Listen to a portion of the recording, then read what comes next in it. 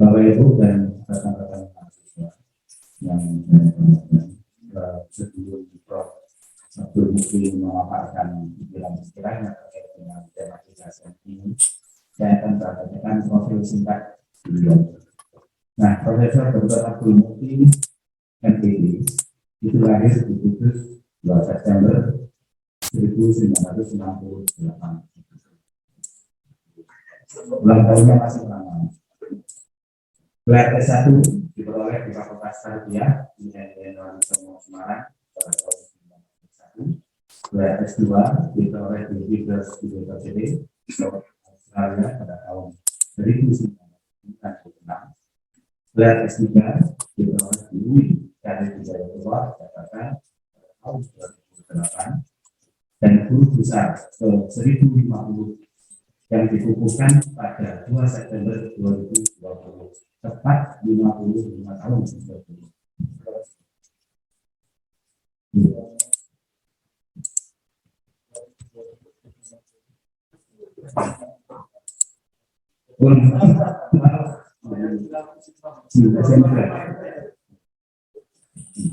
Nah, beliau pernah bekerja sebagai dosen di IAIN Wali Songo Semarang sejak 1993 dan kemudian pindah menjadi dosen di UI Sarjana Jawa Jakarta Sains. Merupakan salah satu advisor di The British Council London sejak tahun 2006 dan tercatat sebagai anggota Muhammadiyah sejak 1994 dengan nomor anggota 750178. Dan beliau pernah menjabat sebagai sekretaris pimpinan wilayah Muhammadiyah Jawa Tengah periode 2000 sampai 2002, sebagai ketua umum pimpinan pusat Pemuda Muhammadiyah periode 2002 sampai 2006, sekretaris Majelis Iktasmen pimpinan pusat Muhammadiyah tahun 2005 sampai 2010, dan sekarang menjadi sekretaris umum pimpinan pusat Muhammadiyah sejak 2015. Nah, Prof. Abdul Mukti juga sebagai anggota Dewan Indonesia dan Amerika Serikat pada agama dan pluralisme dan masyarakat eksekutif Konferensi Asia Agama untuk Perdamaian. Beliau juga sebagai wakil sekretaris agama kontra terorisme dan sekretaris Dewan Nasional Intelektual Muslim Indonesia. Abdul Mukti juga masuk dalam 200 daftar mubalik yang direkomendasikan oleh Kementerian Agama pada tahun 2018. Saya akan baca ini, saya pikir yang sudah tahu banyak yang direkomendasikan. Hal yang cukup menarik dari latar belakang Profesor Abdul Mukti adalah perspektif keagamaannya yang terbuka dan moderat. Meski berlatar belakang keagamaan ya, Prof. Mukti tak segan belajar dari lingkungan masyarakat yang begitu. Lahir dari keluarga petani dan guru mengaji di desa Getas Serabi, Kudus, Jawa Tengah, Prof. Mukti mendapat keluasan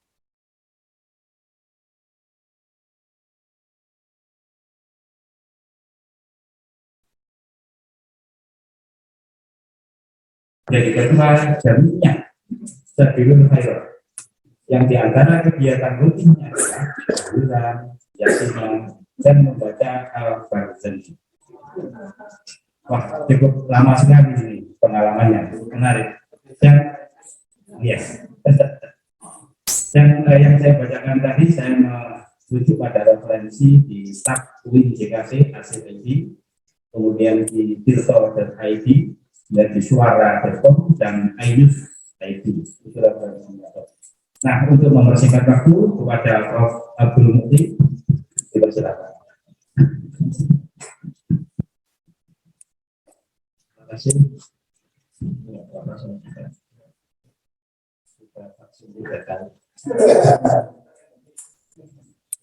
Assalamualaikum warahmatullahi wabarakatuh. Alhamdulillah. Assalamualaikum.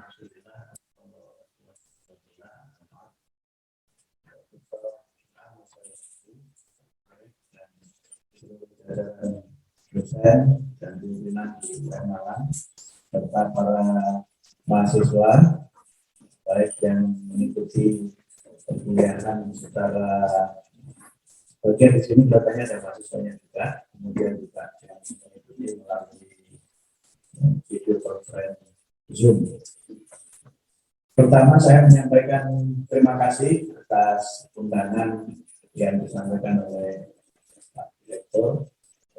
Saya bisa bersilaturahmi di forum perkuliahan ini, dan saya langsung fokus saja supaya tidak membuat masalah. Sehingga anggap saja melihat saya ini seperti storytelling aja, seperti saya sedang menunggu. Dan karena itu maka ya saya maaf tidak menyiapkan PowerPoint karena memang ya biasanya ini no power dan no point.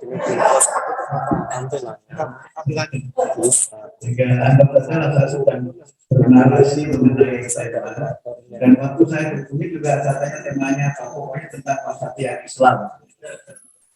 Sehingga karena itu saya nekat saja untuk bisa berbagi pemikiran, apalagi tadi Prof. Inam juga menyampaikan inti dari ini adalah provokasi atau sering disebut dengan thought provoking lecture kuliah yang mengundang kita untuk banyak berpikir. Nah, saya ingin memulai dengan beberapa terjadi demonstrasi atau unjuk rasa terbesar di abad 21, yaitu aksi 212, sempat ada yang membuat analisis bahwa dua organisasi arus besar itu nanti akan tinggal sejarah.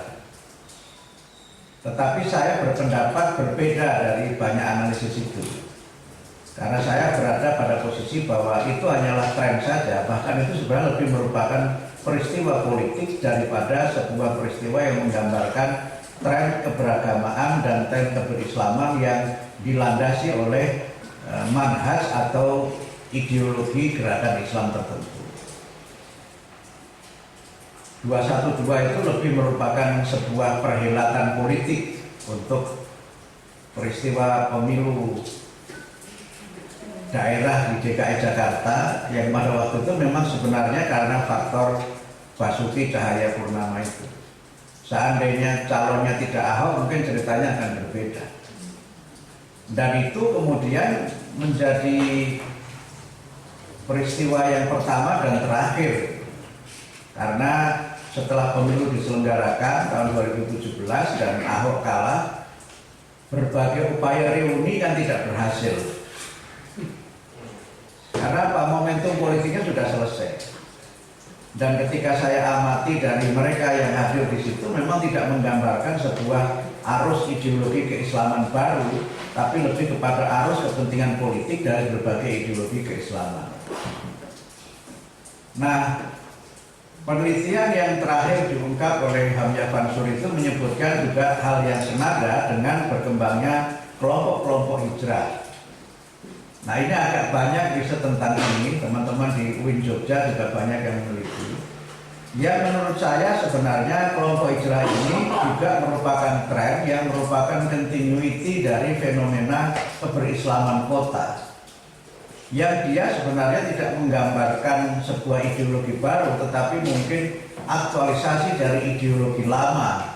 Dan mungkin menjadi baru karena banyak di antara mereka yang disebut sebagai kelompok hijrah itu adalah public figure, terutama adalah para selebriti, baik selebriti dunia hiburan maupun selebriti politik.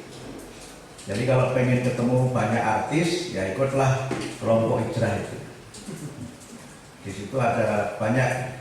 Nah, termasuk itu diperkuat oleh penelitiannya salah satu dari kelompok hijrah itu yang menjadi pemain utama dalam film KCB.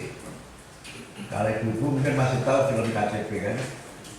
Ketika Cinta Bertasbih yang tasbih 1, tasbih 2 itu. Tapi tidak sampai 33 tasbihnya. Nah, Oki itu penelitiannya di UIN Jakarta menemukan kecenderungan kelompok muda yang lebih banyak tertarik kepada gerakan-gerakan keislaman model kelompok hijrah itu. Sehingga memang sekarang kita melihat di kota fenomena perempuan profesional muda yang memakai jilbab itu kan bukan sesuatu yang baru. Yang itu memang saya menyebut sebagai continuity dari sebuah arus besar gerakan Islam yang terjadi pada pertengahan tahun 80-an sampai sekarang, ketika terjadi proses domestikasi gerakan mahasiswa ke kampus dan kemudian berkembang kajian-kajian di masjid dan kemudian melahirkan generasi baru dengan karakter keberislaman yang baru. Tetapi lagi-lagi saya melihat itu tren saja, karena banyak kemudian yang setelah ikut hijrah itu kemudian juga menjadi kelompok mukim, tidak hijrah lagi. Artinya tren itu kemudian berubah, dan ternyata juga kalau kita melihat arus utama gerakan Islam di Indonesia itu ya memang masih Muhammadiyah dan NU. Walaupun tentu dengan dinamika yang ada di dalamnya yang memang tidak tunggal, terutama dalam kaitan dengan aspirasi politik dan juga dalam kaitannya dengan pemikiran-pemikiran keislaman yang berkembang di dalamnya. Nah, kalau saya kemudian membuat kategorisasi secara sederhana, tren dan arus gerakan Islam itu saya kelompokkan ke dalam 4 klasifikasi. Yang pertama itu adalah kelompok salafi. Kelompok salafi. Nah, ini yang saya kira memang banyak menjadi pilihan gerakan keislaman di kalangan kelompok muslim kota yang tadi dengan berbagai namanya itu. Salah satunya kelompok hijrah. Kelompok ini kan sebagaimana ciri dari gerakan salafi pada umumnya paling tidak memiliki 4 ciri yang sangat menonjol. Yang pertama adalah berakidah Islam yang murni, kemudian berdasarkan Al-Quran dan As-Sunnah. Kemudian yang ketiga berusaha untuk menghidupkan tradisi atau asar dari generasi salaf gitu. Kemudian yang keempat, mereka berusaha untuk mengaktualisasikan Islam dalam berbagai bidang kehidupan, termasuk sebagiannya dalam bidang politik. Nah, kalau kita lihat dari sisi pola gerakannya, kelompok salafi ini bisa kita bedakan ke dalam 2 kelompok. Yang pertama adalah kelompok yang memang dia memiliki orientasi politik, dan yang kedua kelompok yang memang hanya berorientasi spiritual. Dia ingin berislam secara lebih kafah dalam istilah yang mereka pakai itu. Nah, kelompok-kelompok salafi ini memiliki beberapa ciri yang memang sebagiannya bisa kita lihat. Misalnya gerakan yang cenderung puritan di dalam akidah, dan puritanisme itu juga diekspresikan di dalam pergaulan. Sehingga dalam beberapa hal memang kelompok-kelompok ini cenderung eksklusif ketika melakukan interaksi sosial. Bahkan kemudian memang juga bisa dilihat eksklusivitasnya itu dari cara berbusana, dari cara berperilaku dan berbagai identitas yang melekat kepada kelompok-kelompok itu. Kemudian kembali kepada Quran dan Sunnah itu dicirikan sebagai pemahaman Quran dan Sunnah yang tekstualis, sehingga ya apa bunyi ayatnya itu yang diamalkan, apa bunyi hadisnya itu yang diamalkan. Mereka tidak menerima penafsiran Al-Quran dan As-Sunnah berdasarkan ra'yu, dan juga tidak menerima misalnya metode konteks atau berbagai pendekatan yang bersifat ilmiah dalam menafsirkan Al-Quran dan Al-Hadis. Karena mereka cenderung skripturalis, maka juga dalam beragama juga memang cenderung sangat kaku. Kemudian menghidupkan atau melestarikan asar dari generasi salaf.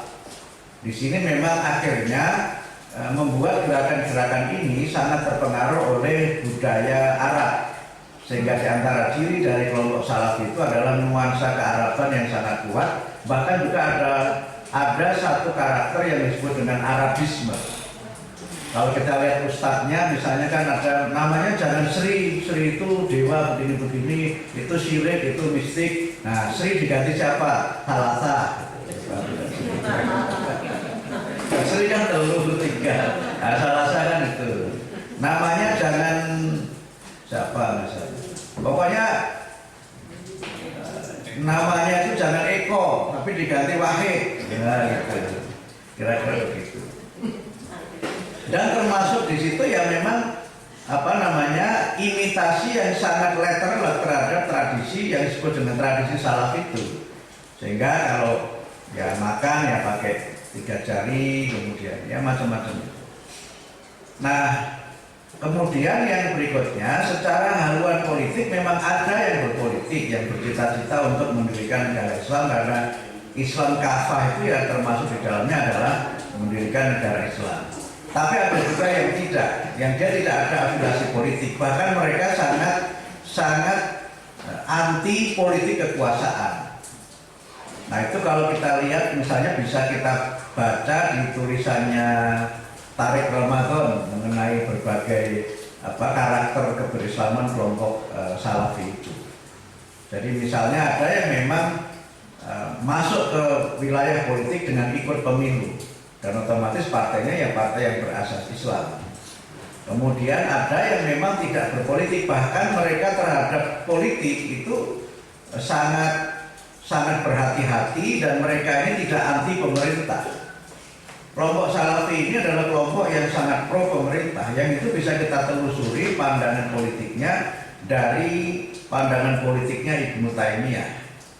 Ibnu Taimiyah itu kan berpendapat bahwa pemimpin non-muslim yang kuat itu lebih baik daripada pemimpin muslim tapi lemah. Sehingga mereka tidak ada istilah untuk melawan pemerintah, mengkritik pemerintah tidak ada, mengkritik minyak goreng juga enggak.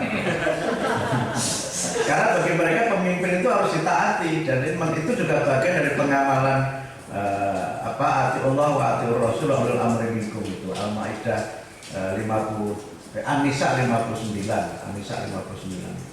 Sehingga karena itu mereka ketaatannya kepada pemimpin itu luar biasa, apalagi ketika memang ketaatan itu diperkuat dengan baiat. Dan biasanya kan mereka pakai dalil itu kan, la islama illa bil jamaah, la jama'ata illa bil imamah, la imamata illa bil bai'ah. Tetapi karena baiat itu pula yang membuat mereka itu eksklusif, karena dianggap mereka yang tidak berbaiat itu belum Islam. Nah, ini yang memang bisa kita lihat dari karakter kelompok-kelompok yang pertama, kelompok Salafi. Nah yang kedua itu kelompok Salafiyah. Nah, Salafiyah ini istilah saya. Di banyak literatur saya kira tidak ada itu. Kalau tidak ada berarti bisa dianggap bisa ngutip saya. Di antara ciri dari profesor itu kan jualan ide. Kalau profesor jualan air putih itu berarti sudah nggak punya ide. Ini betulan. Ini memang bisa kita temukan seringkali beberapa menyebut ini kelompok tradisionalis. Oh, mohon maaf, yang kelompok Salafi tadi dia tidak bermadhab. Jadi dia dalam beragama tidak bermadhab. Nah, kelompok Salafiyah ini berbeda dengan kelompok Salafi. Sering saya berbagai pihak menyebut itu kelompok tradisionalis. Ya mereka itu berislam tetapi tidak kaku secara teologis.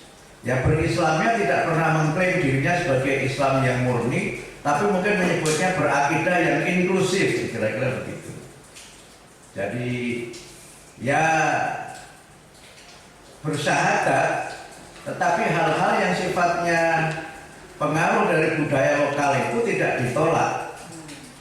Sehingga memang dalam beberapa hal kelompok tradisionalis ini ada yang memang cenderung sangat toleran dan terbuka terhadap budaya, termasuk hal-hal yang sifatnya keagamaan lokal, yang oleh sebagian kelompok mungkin disebut ada nuansa sinkretisme di dalam beragama dan berakidah.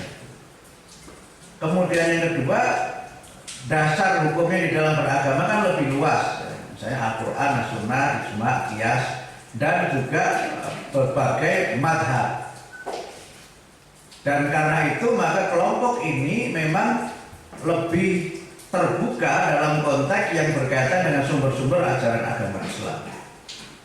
Kemudian yang ketiga tentu memiliki sikap terbuka dan akomodatif terhadap tradisi lokal, baik yang bersifat budaya maupun yang bersifat keagamaan. Dan itu memang bisa kita lihat dari berbagai argumen yang bisa kita kemukakan pada konteks itu, apakah bersifat akomodatif atau bersifat akulturatif, bahkan sebagian mungkin adoptif. Jadi kalau mengakomodasi itu berarti tradisi itu ada dan diberikan ruang. Kalau mengadopsi itu mengambil begitu saja tradisi yang ada itu. Sebagian juga diadaptasi, saya diambil tetapi dirubah ritualnya. Karena itu misalnya kan banyak ritual Indonesia ini yang sebenarnya merupakan bagian dari adaptasi dari tradisi lokal yang ada pra-Islam, tapi kemudian diberikan nilai dan diekspresikan dengan cara-cara dan sesuai dengan ajaran agama Islam. Sehingga Indonesia saya kira termasuk negara yang sangat kaya dengan berbagai tradisi itu. Nah, sebagian memang merupakan adaptasi, tetapi sebagian juga ada yang memang berasal dari Islam, tetapi penerapannya bersifat kultural atau menggunakan tradisi. Ya, beberapa hal bisa kita jelaskan dalam konteks ritual keberagamaan di Indonesia ini yang memang sangat kaya dengan hal-hal yang seperti ini, yang itu tidak ditemukan di negara lain. Saya pernah ketika membawa tamu imam dari Inggris itu sebagai bagian dari program exchange itu ada seorang imam dari masjid di Inggris itu yang komentar ketika sebelum adzan itu ada puji-pujian. Nah, kemudian dia tanya, Brother Mukti, what kind of that ritual? Itu ritual apa itu? Bingung bagi dia itu. Ya adzan saja itu Pak, adzan kok ada banyak pendahuluannya, permasalahannya dan baru pembahasan. Baru nanti penutup dan kesimpulan. Itu kan tidak ditemukan di Inggris itu. Saya kebetulan kan selain advisor British Council juga penasihat desa bahasa Inggris, dan saya lama di Inggris untuk program short course, ya, sehingga interaksi saya cukup banyak. Memang tidak ada seperti itu. Tapi di sini itu yang kadang-kadang menjadi persoalan kan. Kalau soal azan itu kan cuma 5 menit. Yang menjadi persoalan sampai muncul edaran Menteri Agama itu kan pembukaan dan penutupnya itu yang panjang. Semengi muput itu kabar-kabar. Apalagi bulan Maulid itu udah itu sampai nedur semengi itu.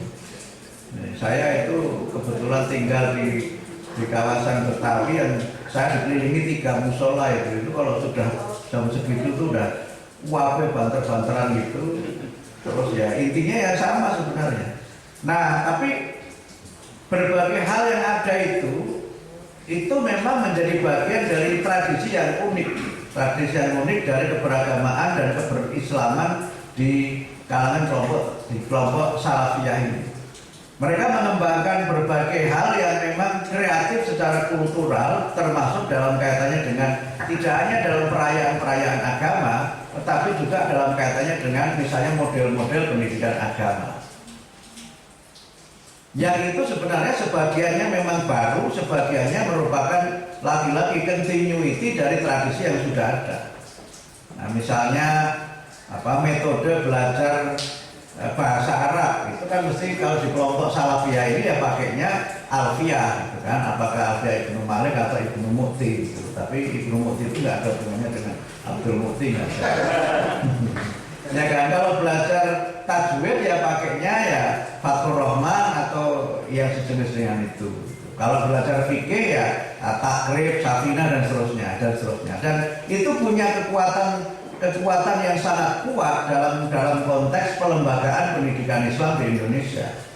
Sehingga nanti kalau misalnya seorang ditanya kemampuan fikihnya itu seberapa, ditanya aja kitab yang sudah khatam kitab apa. Kalau kitabnya itu takrib ya sudah diketahui levelnya ya selevel itu gitu. Kalau kitabnya itu sudah misalnya Bidayatul Mujtahid ya akan ketahuan, apalagi misalnya Fiqhul Muqarrar akan ketahuan. Kalau bahasa Arab ditanya bahasa Arabnya apa, Jurumiyah atau Umriti gitu, atau Alfiyah itu nanti ketahuan. Nah itu sangat terstruktur dan sangat terlembaga dengan rapi. Nah karena itu dalam kaitan dengan ini kelompok-kelompok Salafiyah itu sekarang mempopulerkan istilah sanad ilmu. Nah, itu istilah baru yang dulu tidak ada. Istilah sanad ilmu ini muncul ketika terjadi fenomena the death of expertise. Ketika orang belajar agama bisa dari mana saja dan tidak merujuk kepada imam tertentu. Nah, karena itu maka memang di dalam kelompok Salafiyah ini juga alirannya banyak, terutama pada masalah-masalah tasawuf atau sufisme, terutama bisa kita kaitkan dengan misalnya kecenderungan torikoh yang ada itu. Nah, itu yang kedua. Nah, yang ketiga itu kelompok yang saya sebut dengan kelompok ini istilah saya juga, mungkin kelompok islahi. Kelompok islahi itu artinya kelompok reformis. Kelompok reformis ini ada yang menyebut, misalnya Azumati Azra itu menyebut sebagai Salafi reformis. Nah, kelompok ini itu memiliki ciri yang hampir sama dengan kelompok Salafi, tetapi ada perbedaan-perbedaan tertentu.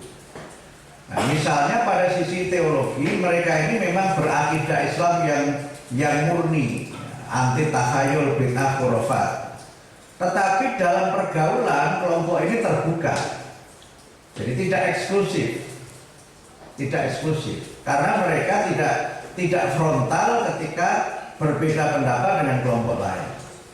Kemudian yang kedua, berdasarkan Quran dan Sunnah, tapi dengan pemahaman yang komprehensif dan dikembangkannya pendekatan-pendekatan dalam penafsiran dengan pendekatan ilmiah, apakah itu dalam kaitannya dengan penggunaan ilmu pengetahuan untuk menjelaskan ayat atau hadis, ataukah penerimaan konteks di dalam memahami.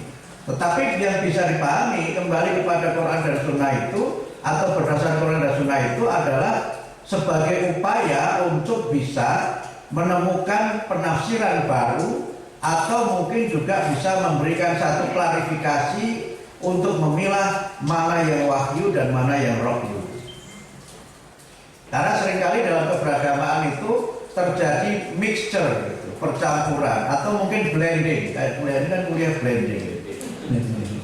Kuliah blending tadi istilahnya Pak Direktur apa tadi ya? Hibrid antara luring dengan daring itu singkatannya apa?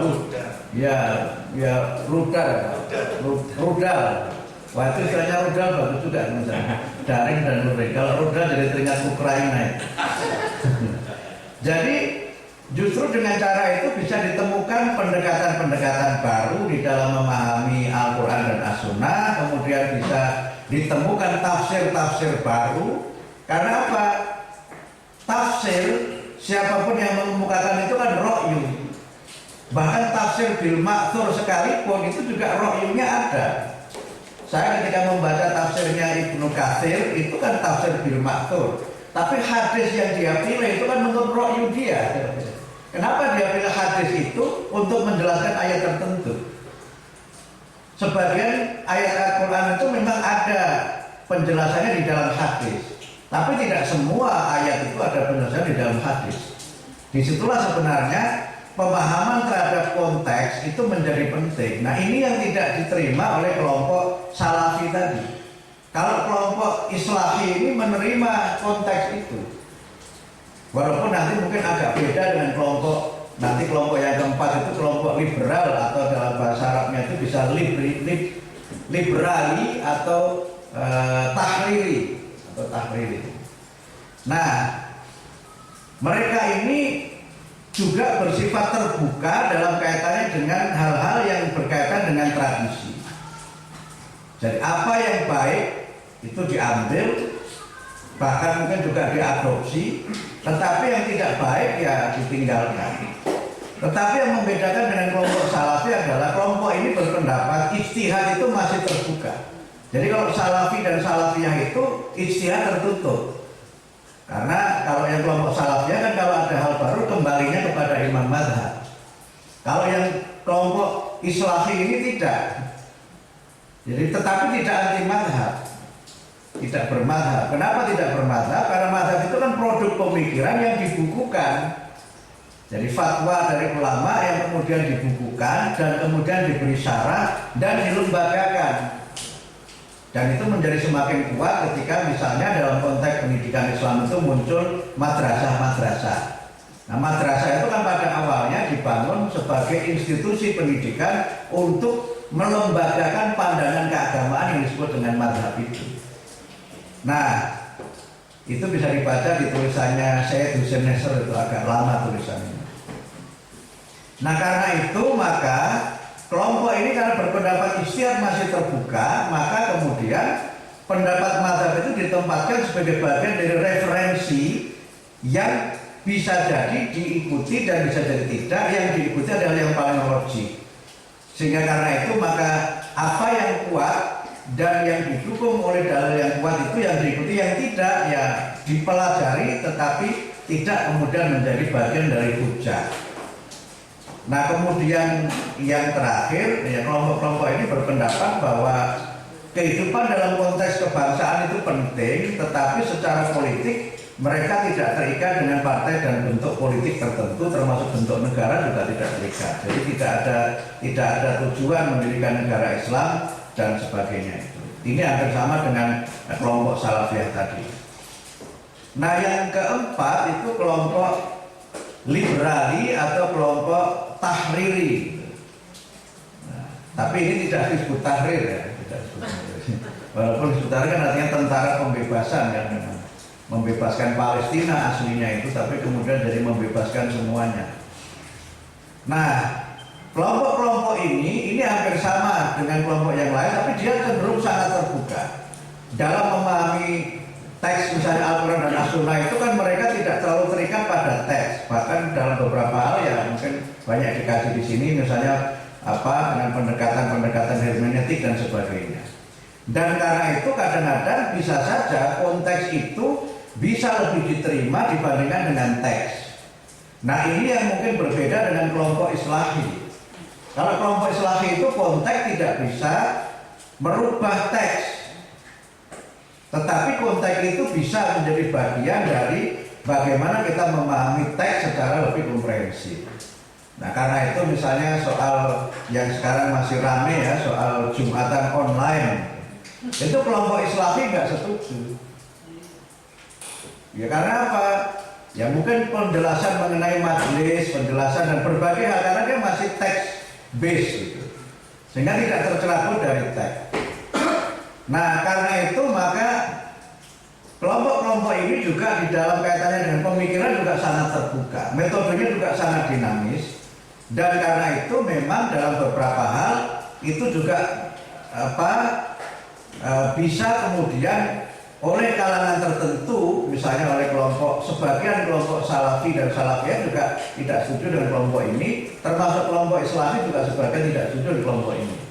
Tapi pemetaan ini tentu pemetaan yang sangat kasar ya, yang bisa jadi itu tentu berbagai kajian, istilah yang dipakai berbeda antara satu dengan yang lainnya itu.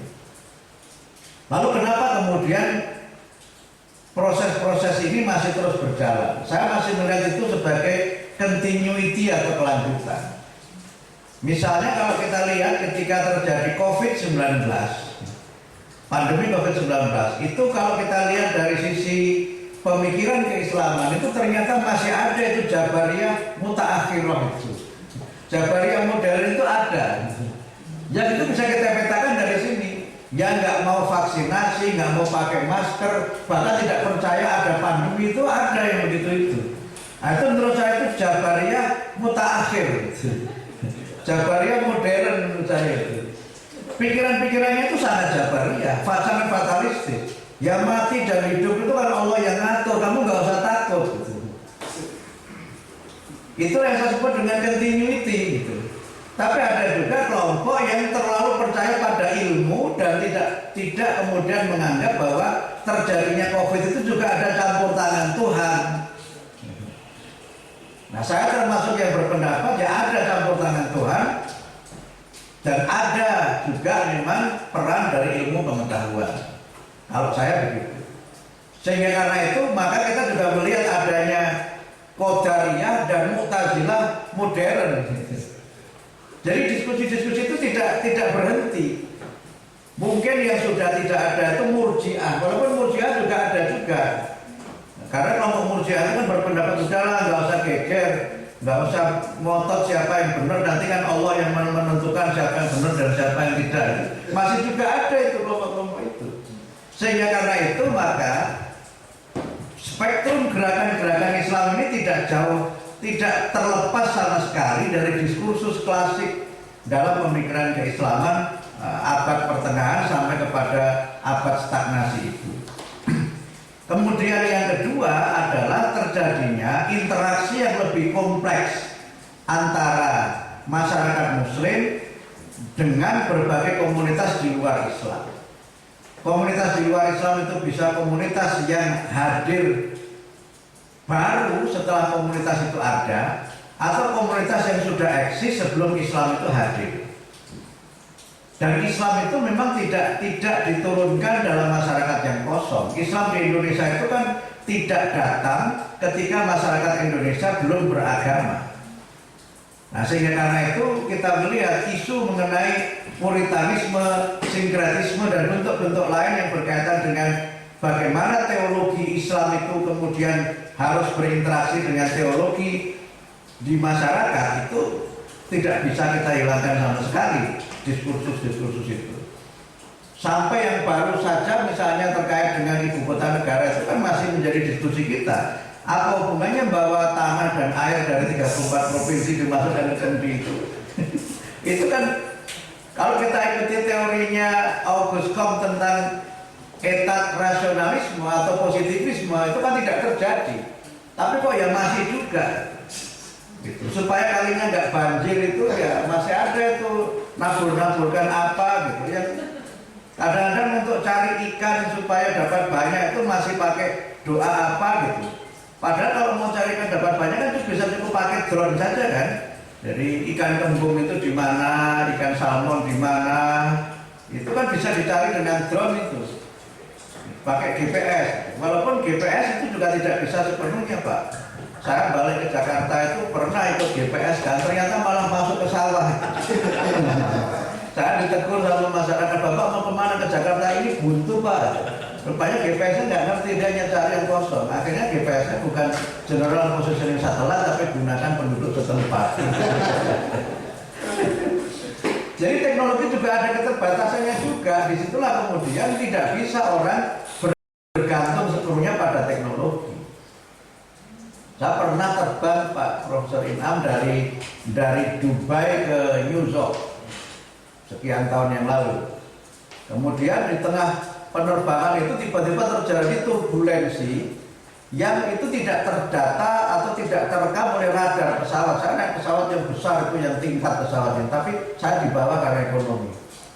Kalau Pak Direktur mungkin di atas, Pak Warga di atas.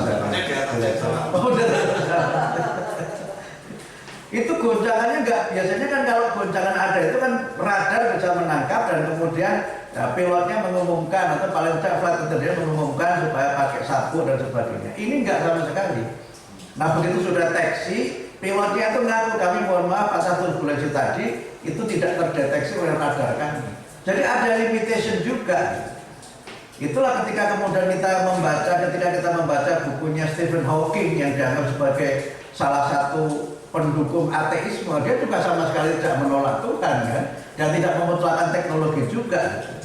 Karena apa? Kalau teknologi bisa menyelesaikan semuanya, tentu saja manusia itu akan hidup terus. Ternyata mati juga. Saya kalau berobat ke rumah sakit itu kadang-kadang dokternya nggak ada. Kemana dokternya? Sakit, dokter sakit juga ya gitu. Padahal dia ngerti memberi resep apa gitu. Disitulah sebenarnya pertarungan pemikiran itu terus saja terjadi. Nah, tetapi kemudian ada banyak hal dalam beragama yang kemudian teknologi juga menjadi bagian dari bagaimana kita beragama. Sehingga beberapa teks agama itu mungkin tidak lagi kita perlukan untuk kita ikuti.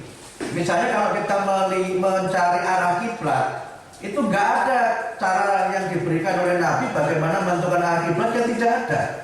Perintahnya hanya di mana saja kamu berada, hadapkan wajahmu ke Masjidil Haram. Nah, nanti kita menjelaskan makna apakah itu Wajhul Ka'bah atau Jihadul Ka'bah dengan melakukan pendekatan ulang terhadap makna Satoro itu kan begitu kan.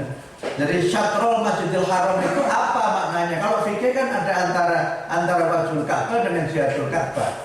Tetapi kan derivasinya perdebatan itu kan berasal dari konsep Satoro itu. Nah karena itu maka kemudian dulu kan kalau orang yang ahli pramuka itu ya nyari kan di mana pohon itu, kemudian mana yang ada lumutnya, mana yang tidak ada. Dan itulah yang tidak ada lumutnya itu yang banyak kena sinar matahari pagi, berarti wetan itu. Nah, timur itu kan kalau kita di sini, makanya dulu orang-orang tua itu kan sholatnya kemana ya madhep kulon. Itu simplifikasi dari konsep kiblat. Kalau bilang kiblat itu susah, tapi madhep kulon gampang. Tapi begitu madhep kulon dari kampus ini mungkin ketemunya Afrika Selatan, bukan ketemunya Ka'bah. Gitu. Makanya orang nanti bisa gitu.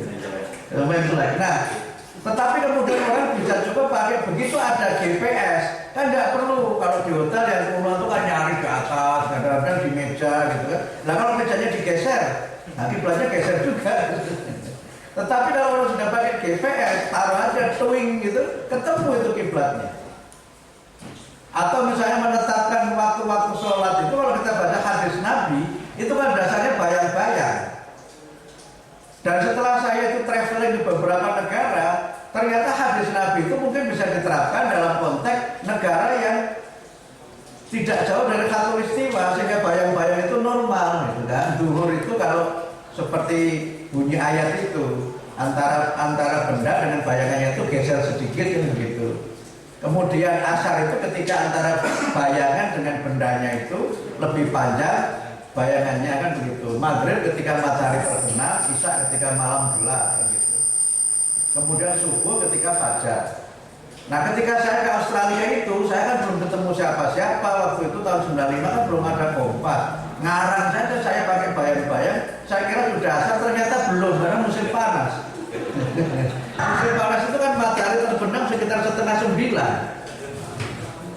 Sehingga kemudian hadis itu menjadi tidak bisa dijadikan sebagai referensi di negara yang posisinya itu jauh dari khatulistiwa. Karena apa? Ini saya kira memperkuat teori bahwa bumi itu bulat, walaupun sekarang ada mengatakan bumi itu datar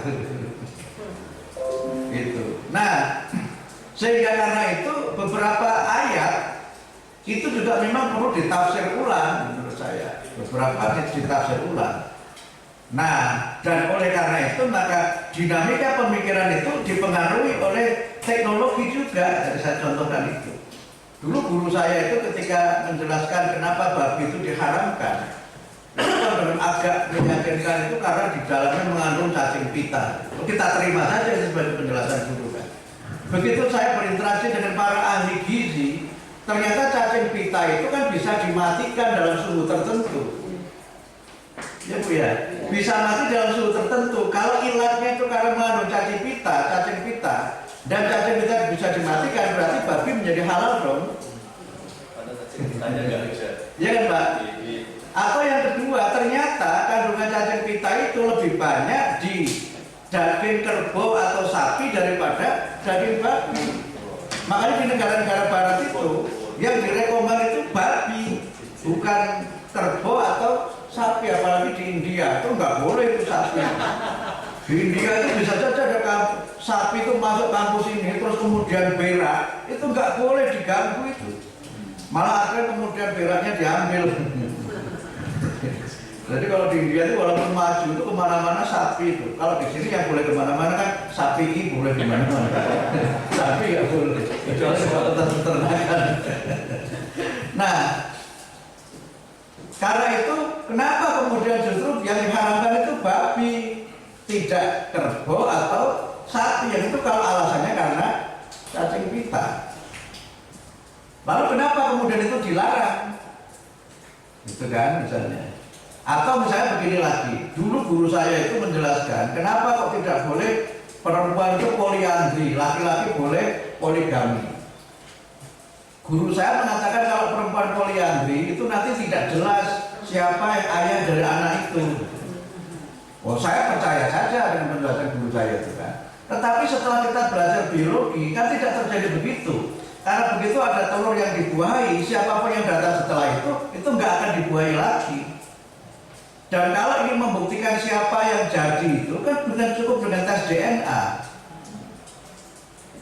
Jadi nggak ada lagi dispute kalau alasannya karena itu. Kan dengan tes DNA bisa diketahui. Oh itu bapak itu namanya Abdul Mukti itu. Nah, kemudian dicepet gitu kan gitu. Nah, tetapi kemudian misalnya perzinahan. Kenapa itu tidak boleh? Kan alasannya itu nggak jelas keturunannya. Padahal tetapi DNA itu tidak bisa menjelaskan apakah orang itu berhubungan dengan pernikahan atau tidak. Dia bisa menjelaskan siapa ayahnya secara genealogis, itu bisa dibuktikan dengan DNA. Tapi ayah itu ayah yang menikah secara sah dan tidak, itu nggak bisa pakai tes DNA. Nggak bisa kan? Nggak bisa. Kemudian kenapa di situ kemudian pernikahan harus dicatatkan? Nah, ini kelompok Salafi nggak mau pernikahan dicatat. Zaman Nabi tidak dicatat. Zaman Nabi tidak dicatat itu karena sudah cukup. Tetapi ada isyarat atau ada korinah bahwa pernikahan itu nggak boleh sembunyi-sembunyi. Korinahnya apa? Korinahnya itu kalau menikah itu harus dengan saksi. Kalau dia masih gadis itu harus dengan wali kan. Kalau janda kan boleh tidak pakai wali. Saya nggak tahu alasannya apa ini. Mungkin karena janda sudah punya pengalaman kan. Mungkin. Itu dipikir nggak ada penjelasannya itu. Kemudian kalau sudah menikah itu ada kan pesta-pesta kan, ada kan pesta-pesta. Jadi boleh hiburan itu kan boleh. Itu hampir semua kita pikir menyebut itu. Dan kemudian ada undangan kan, walimatul urus, dan sebagian ahli fikih itu berpendapat menghadiri walimatul urus itu hukumnya wajib. Supaya apa? Supaya diketahui si A menikah dengan siapa, kapan. Nah itu dalam rangka apa sebenarnya? Message-nya itu adalah ada pencatatan kolektif dari masyarakat. Waktu itu sudah cukup seperti itu. Karena apa? Mobilitas orang itu terbatas. Yang kedua, orang pada waktu itu jujur-jujur. Nah kalau sekarang tidak dicatat, repot. Gitu. Prof Inam ini mobilitasnya kemana-mana. Di mana-mana itu kalau beliau ini ngaku bujang, itu orang memang nggak percaya. Tapi ngaku duda orang percaya. Gitu kan. Nah, karena itu kan nanti kembali kepada tujuan pernikahan. Makanya oleh kelompok Islafi ini nggak boleh pernikahan tidak dicatat. Itu tidak secara apa? Tujuan pernikahan itu untuk sakinah. Mana bisa orang menikah tidak dicatat kalau dia akan tenang, itu tidak akan bisa tenang. Belum lagi adalah pembuktian secara hukum bahwa si A itu anaknya si B. Kalau pembuktian tadi, pembuktian secara biologis, oke, DNA. Tapi dia menikah apa tidak, itu kan nggak bisa. Yang membuktikan apa? Yang membuktikan adalah surat itu. Sehingga saksinya siapa? Saksinya surat. Sehingga lembaga pernikahan menjadi penting, administrasi menjadi penting, bahkan menjadi wajib. Makanya oleh kelompok Islahi itu kan nikah siri itu kan haram. Apalagi nikah yang pakai mazhab Hanafi yang difasilitasi dengan bisnis itu. Kalau Hanafi kan nggak perlu saksi, nggak perlu wali, karena nikah itu dikiaskan dengan jual beli. Kalau orang sudah balik, itu kan nggak perlu jual beli itu ada saksinya, ada walinya, jadi sudah dia bisa sendiri. Nah itu makanya di Jakarta itu dulu itu ada hotel 3C Pak. Hotel 3 itu check in, cek out. Oh itu repot itu. Ayo ayo. Saya nggak ingin malah ada itu. Roh ini saingannya Gus-Dur ya. Nah, karena itu maka itu tadi kan konteks itu. Makanya kemudian surat nikah itu menjadi penting sebagai apa? Dokumen untuk istri mendapatkan hak waris dan nafkah berdasarkan pernikahannya, anak juga nanti jelas nasabnya. Karena apa? Beberapa yang harus dinikah itu terkait dengan mereka yang muhrim yang tidak boleh dinikah. Kalau nggak ada pembuktiannya bagaimana? Kemarin ada yang cerita ke saya, Prof. Ada cerita ke saya. Ada seorang, kemarin kan kita menerima tamu dari PUI. Pendiri PUI itu menurut tamu yang datang ke PP itu istrinya itu 11. Maksudnya pernah menikah 11 kali. Jadi 4 kemudian bercerai, nikah yang kelima seterusnya. Sehingga sampai suatu ketika itu ketemu dengan seorang anaknya yang dia nggak ingat. Bisa jadi, Pak. Bisa jadi gitu. Nah kalau itu nanti kemudian tidak ada administrasinya, kan bisa jadi orang yang itu muhrim, tapi kemudian menikah di situ kemudian oleh kelompok Islam ini harus ada administrasi dan harus ada lembaga yang mencatat. Itu. Kalau nggak ada surat nikahnya, nggak bisa dapat tunjangan dari Apalagi kalau PNS misalnya. Istrinya Profesor Mukti kalau nggak punya surat nikah nggak dapat tunjangan istri itu. Kalau nggak punya kartu istri nggak bisa mengklaim dapat pensiun. Nah itu pentingnya surat. Walaupun bapak-bapak sebenarnya nggak mau pakai surat. Ada bapak-bapak. Karena apa? Tujuan pernikahan itu memuliakan wanita. Kalau kita baca konteks disyariatkan pernikahan itu kan untuk menghilangkan pergundikan dan memuliakan perempuan, karena dulu perempuan dianggap komoditas. Sehingga kalau perempuan itu ingin berhubungan itu dia pasang bendera kuning saja di depan rumahnya, kemudian siapa mau datang, datang saja, kemudian diingat-ingat siapa yang datang, setelah nanti dia hamil, dia tunjuk siapa yang mau menjadi suaminya. Sehingga perempuan kemudian rendah sekali derajatnya. Makanya pernikahan itu untuk memuliakan perempuan. Nah kalau tidak dicatat, yang paling terendahkan itu kan perempuan. Sehingga terjadi siklus lagi subordinasi perempuan lewat lembaga perkawinan, padahal tujuan perkawinan itu justru untuk memuliakan perempuan dan anak. Nah ini perempuannya mau gitu-gitukan. Saya harus protes itu. Gitu. Nah, bapak-bapak itu tidak mau kadang-kadang kalau ini cerita joke saja karena sudah supaya agak ringan lah kalian kan. Itu ada seorang suami tiba-tiba nangis di tempat tidur. Terus istrinya datang, kenapa Pak kok nangis? Suaminya lihat kartu, lihat surat nikah itu. Kenapa kok nangis? Kok nggak ada masa berlakunya ya?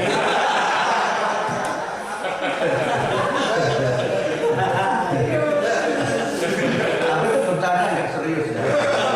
Tapi yang ngomong kan bisa loh. Ini tidak termasuk teori. Tapi bisa diteliti, ini kan provokasi kan. Bisa jadi inspirasi penelitian ini. Bisa jadi inspirasi penelitian. Jangan diamalkan ya. Nah, karena itu maka banyak hal itu berubah secara riset ya. Sekarang misalnya fenomena pernikahan antar agama. Itu kan berkembang terus kan, yang terjadi di Semarang itu kan menarik kan. Nah, sehingga banyak dinamika itu. Nah, maksud saya apa? Ada hal yang tadi berkaitan dengan berbagai aliran gitu, tapi juga ada tren. Tetapi tren itu ternyata tidak tunggal karena ada interaksi yang sangat kompleks bagaimana agama itu dipahami, bagaimana agama itu diamalkan, dan kemudian ada interaksi untuk melihat kembali teks itu dalam konteks orang kemudian mengamalkan ajaran agamanya. Nah, sehingga karena itu maka ketika ada fenomena-fenomena baru itu kan sebagainya terkait dengan interaksi itu yang tidak pernah hilang. Interaksi dengan teknologi misalnya melahirkan fenomena Jumatan online. Nah, yang itu tidak pernah ada dalam fikih dulu. Nggak pernah ada. Kalau kita kembali kepada teori fikih siapapun itu nggak ada Jumatan online. Semuanya berpendapat bahwa itu harus satu majelis. Nah, fikih dulu satu majelis itu kan artinya nyambung secara fisik. Makanya kalau kita di Masjidil Haram itu boleh Jumatan di hotel karena masih nyambung dengan pelataran Masjidil Haram. Nah, tetapi ini nyambungnya imamnya di Jogja, makmumnya di Malang, nyambungnya online. Nah, ini bisa nggak disebut sebagai majelis? Nah, itu kan tantangan riset itu. Nah, gitu misalnya. Gitu. Dan berbagai hal lagi yang tadi saya sebut lembaga-lembaga sosial mengenai misalnya hari ini ada tulisan bagus dari Dr. Mukhair Pakana itu tentang token wakaf. Nah, di situ kan ternyata tidak sederhana. Nah, ternyata bagaimana konsep wakaf itu dipahami, bagaimana teknologi itu kemudian dinamis dengan berbagai hal yang berkaitan dengan blockchain.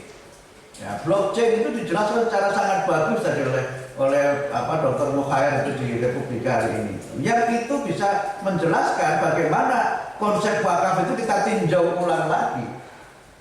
Gitu. Kan kalau dulu kan wakaf itu berupa benda.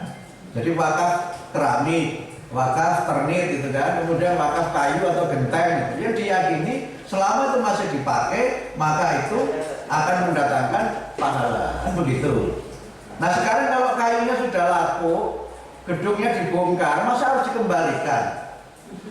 Nah, muncullah kemudian belakangan wakaf tunai, wakafnya berupa uang, tidak berupa barang atau benda. Atau misalnya wakafnya itu tidak berbentuk uang juga, tapi berbentuk misalnya memberi beasiswa S3, tapi saya wakaf beasiswa S3 untuk mahasiswa UM Malang. Sehingga definisi juga terus bergeser, terus berubah. Nah, begitu pula dengan saya pendidikan, kan begitu juga muncul lembaga-lembaga pendidikan baru, ya, yang itu kemudian bisa kita lihat kan, pesantren saja itu kan sekarang bentuknya sudah sangat berbeda jauh dengan definisi klasik pesantren ala zaman Syarif Dhofir di buku Tradisi Pesantren. Walaupun itu dicoba dilembagakan di undang-undang pesantren, undang-undang pesantren itu zaman Syarif Dhofir sentris itu. Karena itu bagian dari kontestasi gerakan keislaman. Nah, di sini bisa diteliti dari sisi politik bagaimana kontestasi gerakan keislaman dalam perundang-undangan, misalnya. Dalam perundang-undangan, misalnya begitu. Ketika menteri dirjen apa itu juga Menteri Dalam Negeri mengatakan pernikahan siri itu bisa dicatatkan, itu kan menarik. Gitu. Kalau dia secara hukum itu ilegal, kenapa dicatatkan? Apakah pencatatan ini juga kemudian punya dimensi yang bersifat perubahan fikih? Atau apa makna pencatatan itu dalam konteks hukum pernikahan yang diatur dalam undang-undang perkawinan? Itu kan menarik diteliti sebagai sebuah kajian penelitian. Nah, misalnya begitu. Sehingga karena itu eksplorasi banyak hal ini itu saya kira tidak bisa menjadi alasan untuk mahasiswa S3 itu nggak punya judul kalau meneliti. Kalau nggak punya judul itu ada dua kemungkinan, malas mikir dan malas baca. Sehingga karena itu saya sengaja membuka ini sebagai bagian karena ada banyak sekali yang berubah. Gitu. Sehingga kemudian muncullah misalnya poros pesantren itu kan juga berubah banyak. Sehingga muncul juga pesantren salafi dan pesantren salafiyah. Varian Ahlus Sunnah itu juga berubah. Dulu kan sebelum muncul kelompok-kelompok salafi ini ke permukaan, yang namanya Ahlus Sunnah itu kan dalam tanda petik itu kan NU atau Al-Wasliyah atau Tarbiyah Islamiyah atau Al-Khairat dan yang Maturidiyah dan Asy'ariyah itu. Begitu muncul salafi yang Wahabi itu kan salafi dan Ahlus Sunnah. Itu kan berubah definisinya sehingga sekarang ada istilah baru namanya Ahlus Sunnah Linahdhatul Ulama. Jadi itu baru lagi itu. Yang itu kalau diteliti dari sisi yang nanti S3-nya PAI bisa meneliti itu, kenapa mesti diberi definisi itu? Karena istilah Ahlussunnah itu sudah mulai jauh berubah. Kemudian tadi poros lembaga pendidikannya juga berubah sehingga sekarang ada pesantren yang dia tidak punya linkage dengan sanad ilmu, tapi linkage-nya dengan gerakan tertentu di luar negeri misalnya. Nah, itu yang kemudian menjadi sebuah model baru dalam sistem pendidikan pesantren di Indonesia. Dan banyak hal lagi yang nanti bisa kita eksplorasi. Tapi saya harus berhenti di sini karena saya sudah bicara terlalu banyak dan makin nggak karuan pembicaraan karena sudah terlalu lama. Terima kasih. Sementara saya akhiri, nasrul minallah wa fathun qarib wa basyiril mu'minin. Wassalamualaikum warahmatullahi wabarakatuh.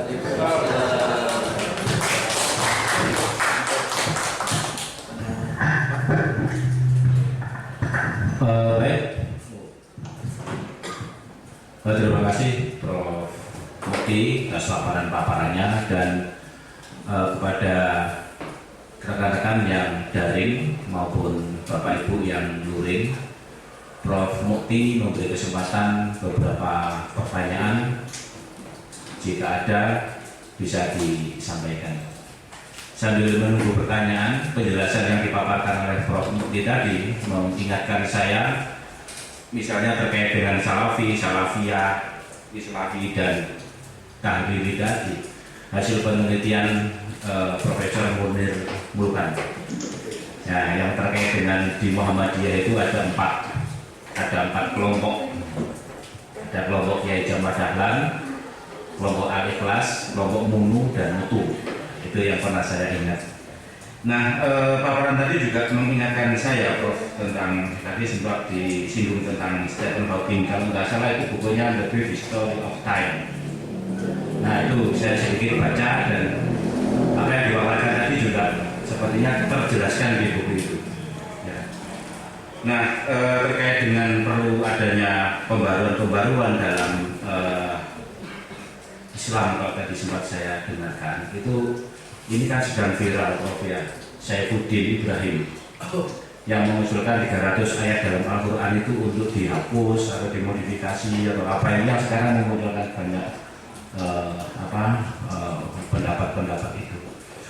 Nah, baik Bapak Ibu sekalian, baik yang daring maupun yang luring, dipersilakan barangkali ada yang perlu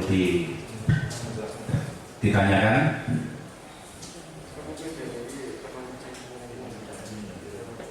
Langsung bisa.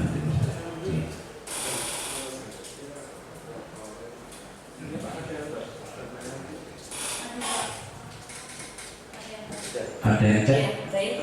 Iya, silakan. Bismillahirrahmanirrahim. Assalamualaikum warahmatullahi wabarakatuh. Mohon maaf Prof, saya bisa menyebutkan saya dalam kondisi bisa menyebutkan saya tanpa mengurangi hormat. Sebenarnya tadi ada sedikit kendala saya yang daring ini suaranya juga begitu jelas, tapi berusaha untuk bisa baik. Ini mungkin sedikit apa namanya, saya minta saran dan motivasi dari Prof. Abdul Mukti. Jadi kita ada kendala dan memang apa ya, salah satu fenomena serta realita yang kita berarti adalah di dalam satu kelompok perkuliahan pun kadang-kadang kita masih banyak sekali benturan-benturan seperti bahasan yang tadi Prof jelaskan gitu, sehingga penting sekali sepertinya di dunia perkuliahan yang sudah di tahap ketiga gitu ya, untuk menghatamkan pola pikir teman itu bahwa perbedaan sebenarnya indah.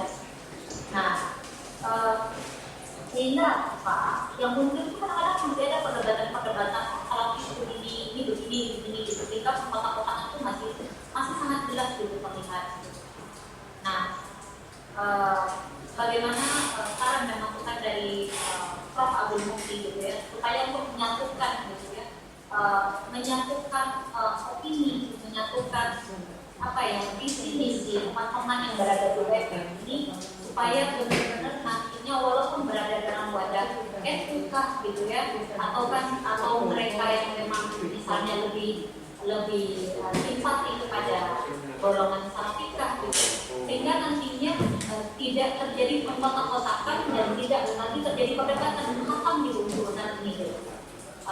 Mungkin itu sekedar minta masukannya Prof, supaya teman-teman itu bisa benar-benar apa ya, melebur gitu, menjadi seorang dokter yang nantinya bukan hanya sekedar memiliki knowledge yang baik, tetapi juga memiliki pemahaman bahwa semua itu harus apa ya, attitude-nya itu di dalam apa, menghadapi perbedaan itu dengan cara yang baik. Terima kasih Prof. Assalamualaikum warahmatullahi wabarakatuh.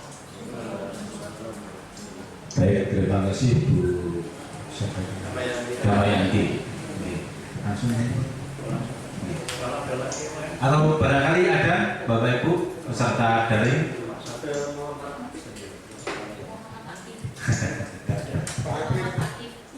Jadi silakan Bapak Muhammad Akib. Baik, terima kasih. Assalamualaikum warahmatullahi wabarakatuh.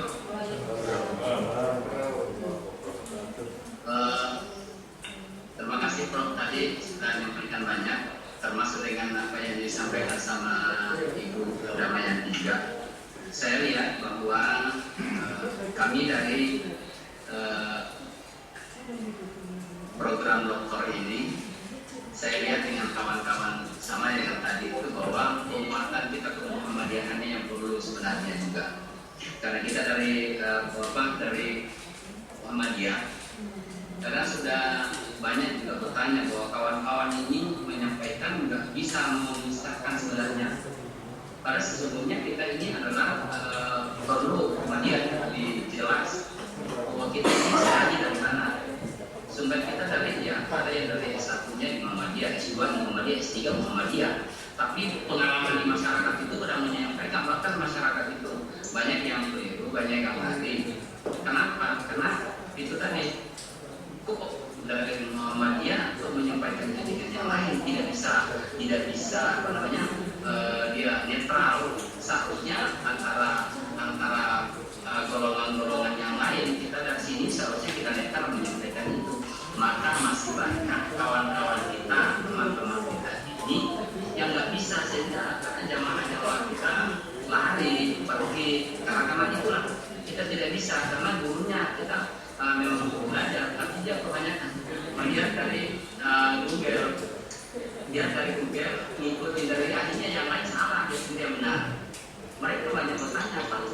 itu pun dari Muhammadiyah seyogyanya dia tuh bisa menyampaikan dengan baik, dengan bagus, sehingga memisahkan bagaimana dari Salafi, bagaimana dari kelompok yang lain, sehingga bisa teman-teman ini tetap dalam menyampaikan. Jadi kita semakin banyak, semakin bijak di dalam menyampaikan dakwahnya amar ma'ruf nahi munkarnya itu di masyarakat. Mungkin ini barangkali bisa lompatan kepada kami semuanya dari Prof, sehingga kami dari teman-teman juga yang lain, ya bolehlah kita bagaimana caranya supaya ini lebih nyaman lagi, lebih bagus lagi etikanya dalam menyampaikan hal yang sama yang seperti ini, Prof. Terima kasih, kembalikan. Assalamualaikum warahmatullahi wabarakatuh. Waalaikumsalam warahmatullahi wabarakatuh. Masih ada Prof Mukti satu lagi katanya. Barangkali ada yang. Oh silakan, Julio Thomas Pinto. Silakan, Julio. Ya Mas, saya minta maaf. Pertanyaan saya simpel aja. Itu Muhammadiyah dan dalam dari 4 kategori yang dijelaskan dari Mas Mufti tadi itu Muhammadiyah dan NMI kategorikan di bagian yang mana? Itu pertama. Yang kedua, saya ingin penjelasan sedikit saja tentang pengakuan atau usaha untuk mendapatkan Nobel Perdamaian yang banyak dibicarakan oleh komunitas internasional. Itu prosesnya kira-kira bagaimana? Itu aja, terima kasih. Baik, terima kasih Julio Pinto. Monggo, Prof Mukti barangkali. Baik, yang pertama saya nanggapi Pinto dulu ya. Ini alumni Malang yang kembali ke Malang, tapi menjadi muncul setelah Timor Leste merdeka. Sudah nggak nginep di PP Muhammadiyah lagi ya Pinto ya. Soal Nobel itu sekarang lagi proses kembali diusulkan setelah dulu 2 tahun yang lalu kita perjuangkan dan belum berhasil. Dan pada tahun ini kita mencoba mengusulkan 2. Yang satu itu penghargaan, saya lupa namanya dan nggak bisa membacakannya, itu bahasa Perancis itu. Jadi ada usulan untuk Muhammadiyah NU itu dapat penghargaan dari UNESCO. Nama penghargaannya saya lupa, bahasa Perancis tadi. Tapi sekarang sudah proses, sudah berjalan. Kemudian yang Nobel Perdamaian juga masih berjalan dan juga ada usulan Pak Ramos Hurta ya, yang pernah menerima hadiah Nobel, termasuk beberapa kalangan yang juga masih memberikan rekomendasi atau dukungan untuk Muhammadiyah NU mendapatkan hadiah Nobel itu. Walaupun di sebagian orang Muhammadiyah ada yang berpendapat padahal nggak Nobel-Nobelan lah. Apa sih Nobel itu kan urusan duniawi, yang penting dihormati di akhirat. Ada juga Muhammadiyah begitu. Ketika kita mengusulkan gelar pahlawan nasional itu katanya untuk apa sih pahlawan duniawi, yang penting kan masuk surga. Ada juga orang Muhammadiyah yang begitu. Ini saya nggak tahu. Kalau kita ikut kategori ini Pak Munir yang seperti ini masuk Muhammadiyah mana itu? Antara Muhammadiyah Ikhlas, Muhammadiyah Dahlan, Muhammadiyah NU dan Muhammadiyah Marmut. Sebenarnya ada kategori kelima itu Kristen Muhammadiyah. Kristen Muhammadiyah itu riset saya, ya promosi juga lah riset saya.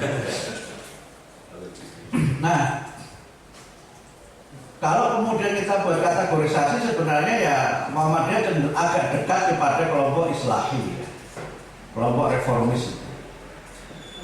Walaupun sebagian warga Muhammadiyah ada yang dekat ke Salafi, yang tadi disebut dengan Muhammadiyah Ikhlas itu. Muhammadiyah Ikhlas. Kemudian juga ada yang masuk ke tradisionalis yang itu MUNU itu Muhammadiyah NU. Itu di risetnya Pak Munir jelas sekali penggambarannya di buku beliau Islam Murni dalam Masyarakat Petani. Nah, kemudian yang tradisionalis itu juga tidak sepenuhnya NU karena kelompok-kelompok seperti yang amali seperti itu tidak hanya di NU. Saya lihat tadi saya menyebut misalnya Al-Wasliyah. Al-Wasliyah di Sumatera itu kan populer di Sumatera Utara, Aceh, dan sebagian Sumatera Barat. Itu mereka mirip NU karena mereka mazhabnya Syafi'i. Tetapi mereka berkeberatan dengan logo halal yang baru dari Menteri Agama karena menurut mereka itu terlalu Jawa. Tarbiyah Islamiyah seperti itu, amaliyahnya mirip NU. Mereka juga baca kunut, makanya kalau ada bilang yang kunut itu NU tidak menurut Muhammadiyah, enggak juga. Saya pernah bikin joke kan, ada anak muda sholat subuh di salah satu masjid. Kemudian dia nggak kunut, ditegur kiainya, kamu Muhammadiyah ya? Kenapa kiai? Kamu kok nggak kunut? Oh saya nggak kunut bukan karena Muhammadiyah, tapi karena saya belum hafal. Jadi nggak kunutnya karena nggak hafal, bukan karena Muhammadiyah. Nah kelompok-kelompok ini memang resemble, gitu. Makanya kan kemudian Muhammadiyah ini menjadi begitu mudah dimasuki kelompok Salafi karena ada kemiripan tadi itu, berakidah yang murni, kembali Quran Sunnah, kemudian berusaha untuk senantiasa mengaturkan Islam itu. Tetapi perbedaan-perbedaan dasarnya itu nggak ditangkap. Gitu kan. Makanya Kiai Ahmad Dahlan itu akidahnya murni. Tetapi beliau dalam bergaul dengan siapa saja. Kiai Ahmad Dahlan itu kan bergaul dengan priyayi, bergaul dengan orang-orang agama lain ya, dengan para misionaris dan zending itu. Juga bergaul dengan beberapa tokoh sosialis. Beberapa tokoh sosialis, kalau kita baca bukunya Kiai Suja itu, Kiai Ahmad Dahlan itu kan pernah menghadirkan kelompok-kelompok SI Merah yang kemudian secara politik kemudian menjadi PKI gitu kan, SI Merah itu, kelompok ISDV dulu namanya. Dan bahkan diundang memberikan pengajian di forum rapat Muhammadiyah, memberikan ceramah di forum rapat Muhammadiyah. Nah cuma bedanya, nah ini yang juga nanti bisa diteliti ya. Di bukunya Kiai Suja itu banyak hal mengenai sejarah Muhammadiyah yang kemudian kita agak bertanya. Rapat-rapat Muhammadiyah zaman Kiai Ahmad Dahlan itu dibuka dengan Al-Fatihah. Tapi belakangan kan dibuka dengan Bismillah saja. Atau Indonesia Raya dan Ratusan Surya.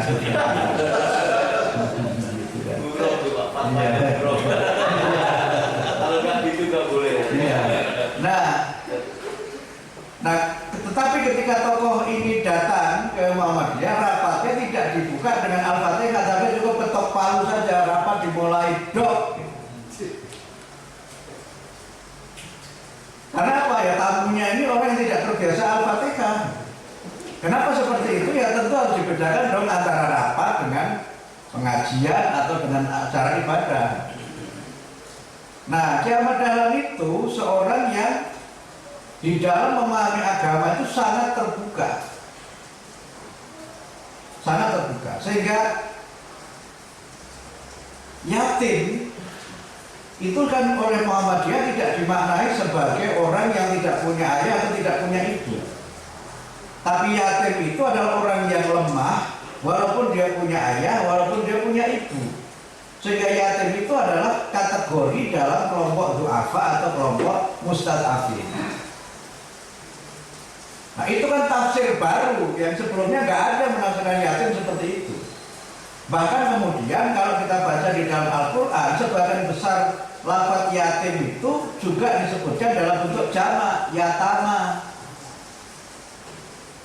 Itu berarti tidak tunggal. Dan ketika bicara mengenai wali yatim, itu sebagian besar juga aulia, bukan wali.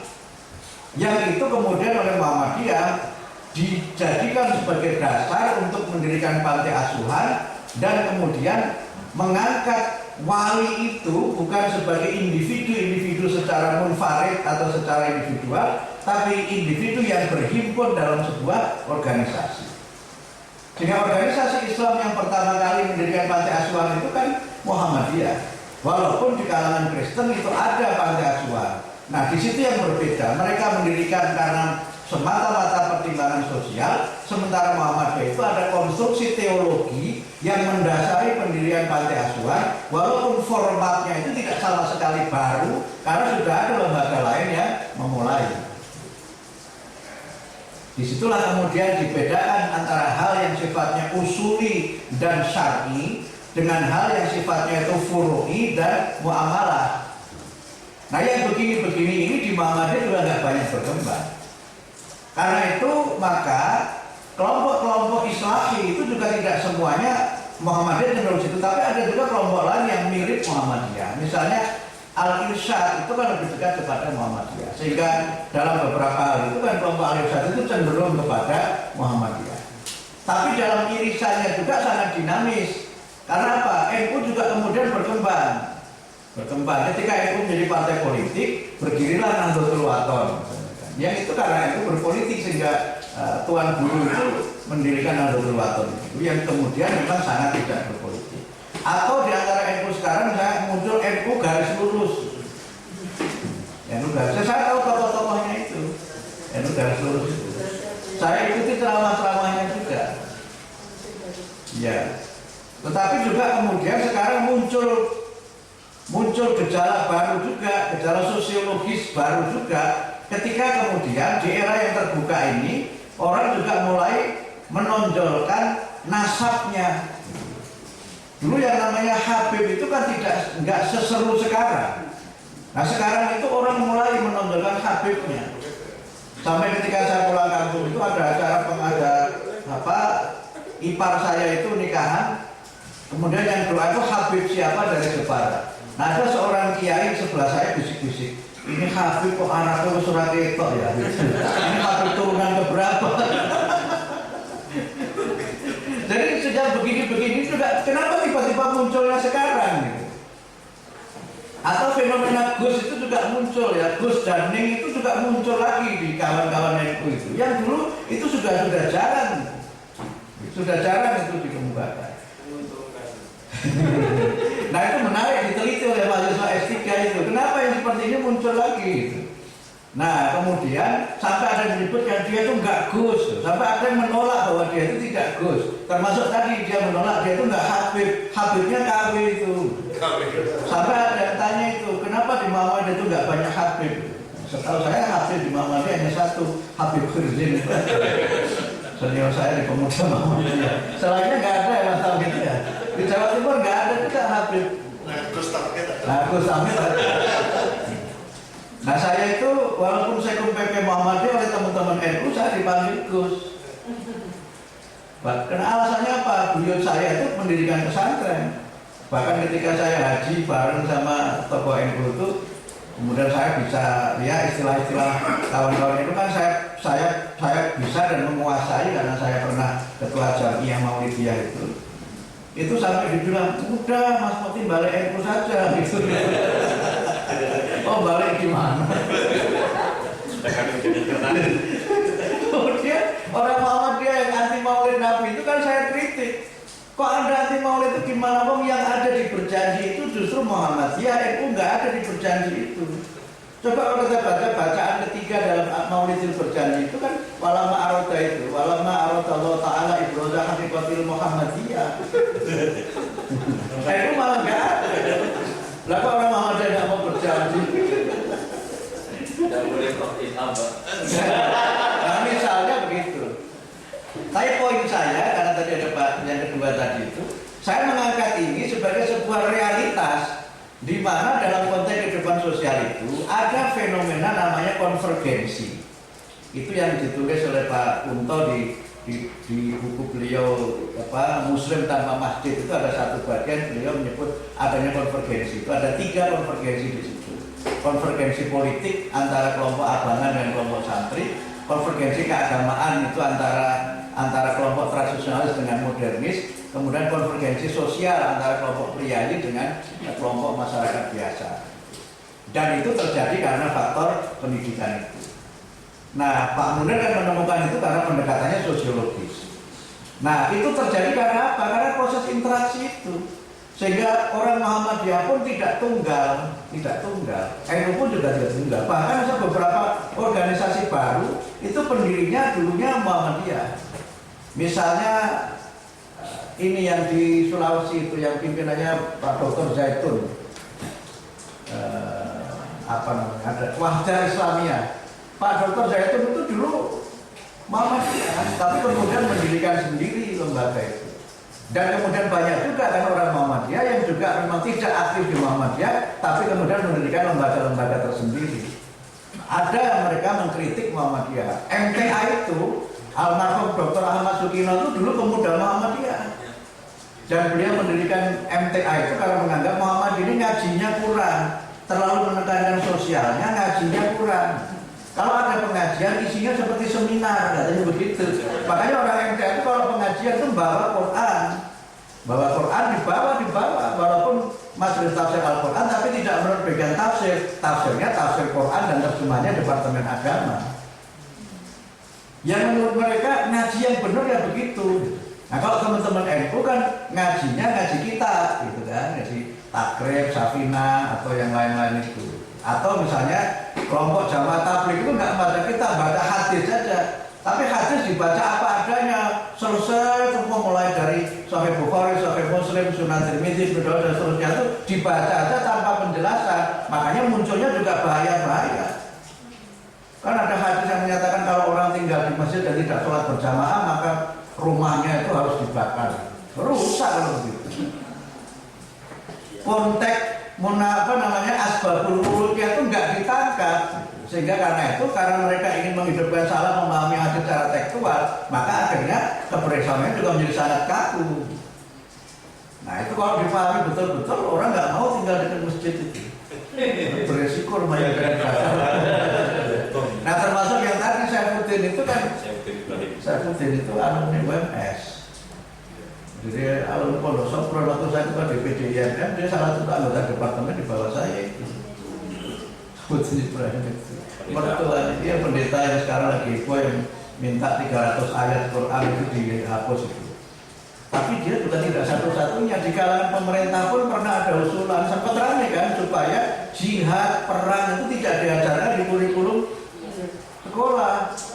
Ada sempat muncul begitu karena dianggap orang ini terinspirasi perang, itu karena pelajaran sejarah itu isinya perang-perangan. Gitu. Nah itu menurut saya juga ada kebablasan juga. Loh kalau sejarah Islam tidak ditampilkan perang, ya tidak utuh sejarah itu. Nah, lalu apa yang ditampilkan? Ya sejarahnya ditampilkan, tapi apa makna dibalik perang itu dan mengapa perang itu terjadi? Nah, itu yang seringkali luput dari pembelajaran sejarah. Kalau perang tidak boleh diajarkan, harusnya sejarah Indonesia jangan ada juga dong sejarah perang. Tapi yang dominan kan justru sejarah itu perang-perangan, perang di Ponorogo, perang Patri gitu. Di Ponorogo itu hebat loh, perang cuma 5 menit dapat pahlawan loh. Dari 1825 sampai 1830. Ini bercanda ya, nggak serius ya. Jadi kira saya menghina pangeran itu.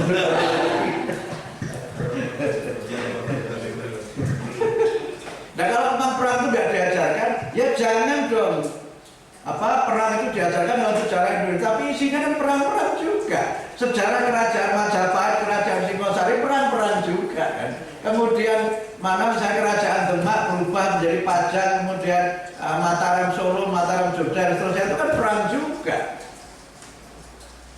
Nah, yang tidak kita tangkap di situ adalah message di balik itu semua. Makanya di semua negara itu diajarkan perang itu, di Inggris itu diajarkan perang sipil yang terjadi di Inggris itu diajarkan. Karena apa? Inggris kan nggak pernah dijajah.